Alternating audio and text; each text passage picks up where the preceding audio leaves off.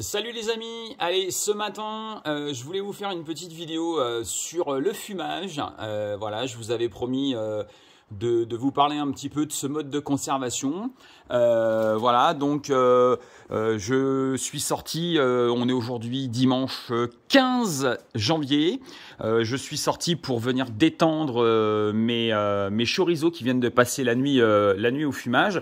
Donc voilà, ça c'est le fumoir que j'ai construit, donc fumoir type canadien, donc fumoir tout en bois, voilà, qu'on fait fonctionner donc avec un générateur de fumée, donc je vous ai mis au démarrage, smoking.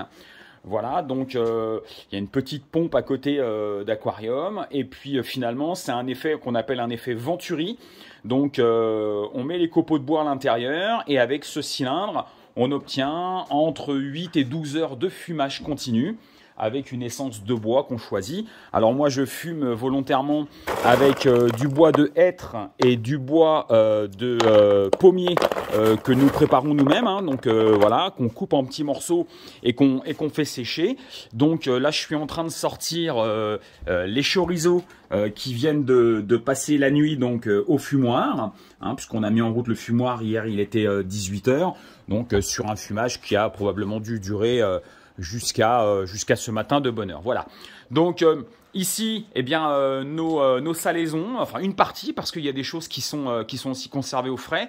Mais là, on n'est que sur des choses qui, effectivement, sèchent très très bien. Je vous rappelle quand même qu'on est en montagne. Alors, je ne sais pas si vous arriverez à voir.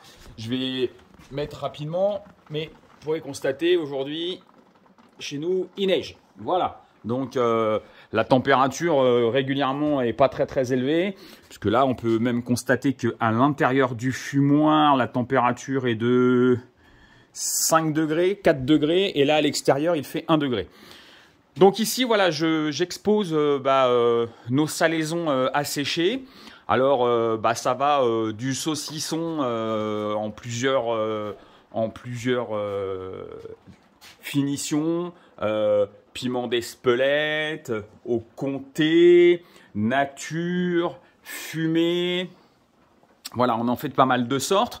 Là ici, ce sont les saucisses de Montbéliard, donc qu'on a fabriquées la semaine dernière, qui après avoir étuvé 2 jours et avoir passé 2 jours au fumoir sont maintenant un petit peu en séchage avant d'être mises sous vide. Ici, vous avez une première poitrine, hein, selon les régions, ventrèche, poitrine. Voilà. Ici une seconde. Alors on constatera qu'elles ne sont pas assaisonnées de la même façon. Cette semaine sortiront du saloir 2 gros jambons, hein, qui sont au sel depuis un peu plus de 3 semaines maintenant. Hein, au vu de leur poids, il fallait qu'ils passent 4 semaines au sel. Donc dans 4 semaines, eh bien, au bout de 4 semaines, on les sort et après, on les met à sécher pour un minimum de 8 à 10 mois, hein, de façon à obtenir un jambon de qualité. Voilà, donc voilà, on s'est fait un petit séchoir voilà, devant la fenêtre. Ici, c'est en courant d'air permanent. On est à 1000 mètres, donc voilà, idéal pour sécher.